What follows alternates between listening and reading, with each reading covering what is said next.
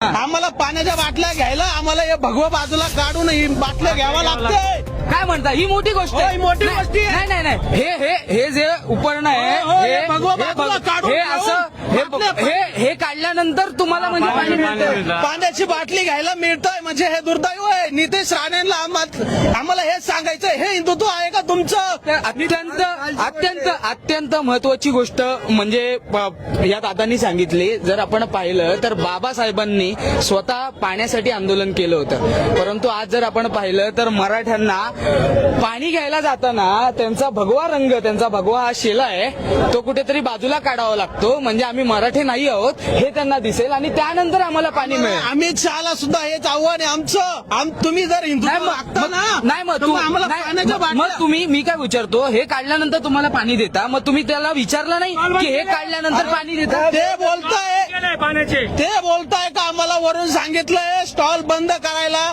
बघतोय आम्ही, हे बघा हे जे हॉटेल आहे ना हे बंद करून ठेवलंय, हे बंद करून ठेवलंय. आम्ही इथून मागं मुंबईला कधी आलो नाही का? जर आलो होतो तर सगळे स्टॉल चालू होते.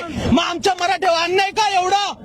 काय केलं आम्ही असं? काय केलं? माझ्या बापाच कधी पाणी प्यायला जातात? आता आम्ही सकाळपासून इथं आलेलो आहे. सकाळपासून पाण्याच्या बॉटल शोधतोय, आम्हाला पाण्याची बॉटल भेटत नाहीये. हे दुर्दैव आहे या बीजेपी सरकारचं. काय करतंय इथं? कालची गोष्ट आहे. काल जे या क्षेत्रातले जे कॅफे आणि हॉटेल्स होते हे मराठे गेल्यानंतर लॉक लावून घेण्यात आले.